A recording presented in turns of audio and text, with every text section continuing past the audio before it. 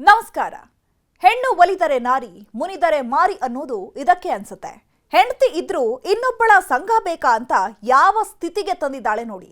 ಹೆಂಡತಿಗೆ ಗೊತ್ತಾಗದಂತೆ ಕುಣ್ಕೊಂಡ್ ಹೋಗ್ತಿದ್ದವನ ಕಾಲನ್ನೇ ಮುರಿಸಿ ಕೂರಿಸಿದ್ದಾಳೆ.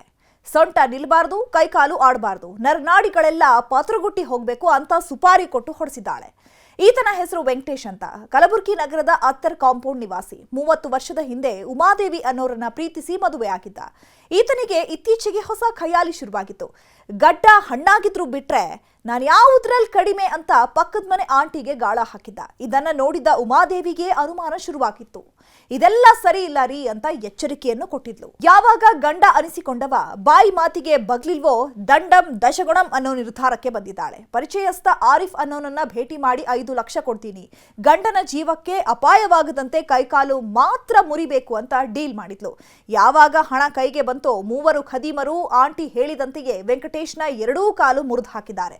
ಒಟ್ನಲ್ಲಿ ಗಂಡನಿಗೆ ಬುದ್ಧಿ ಕಲಿಸಬೇಕು ಅಂತ ಹಠಕ್ಕೆ ಬಿದ್ದವಳು ಕೈಕಾಲು ಮುರಿದು ಜೈಲು ಸೇರಿದ್ದಾಳೆ. ಇತ್ತ ಆಂಟಿ ಆಸೆಗೆ ಬಿದ್ದವ ಕಾಲು ಕಳ್ಕೊಂಡು ನರಳಾಡ್ತಿದ್ದಾನೆ.